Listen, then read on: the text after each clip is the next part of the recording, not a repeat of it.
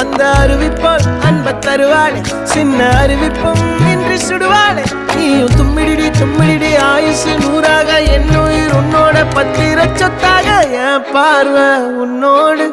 உன் பொம்மை கண்ணோடு பேசாமல் விண்ணோடு நாம் மிதந்து போவோம் காதாரா அடியானோ